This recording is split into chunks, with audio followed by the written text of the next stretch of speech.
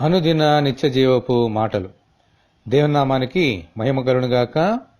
దేవుని వాక్యాన్ని చదువుకుందాము. దేవుని బట్టి నేను ఆయన వాక్యమును కీర్తించెదను. దేవుని యందు నమ్మకించున్నాను.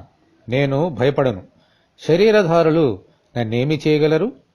కీర్తనల గ్రంథము 56వ అధ్యాయము 4వ వచనం. దావీదు భక్తుడు అంటున్నాడు, దేవుని వాక్యమును కీర్తించెదను అని. అంటే దేవుని వాక్యము ఎంత ప్రాముఖ్యమైనదో, ఎంత గొప్పదో దావీదుకు బాగా తెలుసు.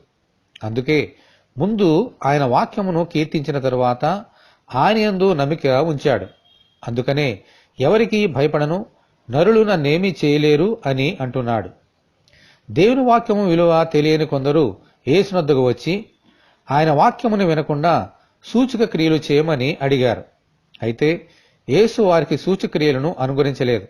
ఎందుకంటే వారిలో దేవుని వాక్యమునకు చోటు లేదు. ఈ రోజుల్లో కూడా చాలా మంది దేవుని వాక్యము కంటే శరీర సంబంధమైన అవసరాలకే ఎక్కువ ప్రాముఖ్యతనిచ్చి దేవునికి దూరం అవుతున్నారు. మనమైతే దేవుని వాక్యమునకే ప్రాముఖ్యతనిచ్చి ఎవరూ మనల్ని ఏమీ చేయలేరనే సత్యమును గ్రహించి సమస్త భయము నుండి దూరముగా ఉందాం. దేవునికి స్తోత్రము. హల్లెలూయా. ప్రభువా, మా జీవితకాలమంతా మీ వాక్యమును నెరవేర్చుచు మిమ్ములనే కీర్తించినట్లు అనుగ్రహించమని మన ప్రభు అయిన యేసుక్రీస్తు ద్వారా మనమందరము దేవుని ప్రార్థన చేసుకుందాము. ప్రభువా, మీ కొందనాలు.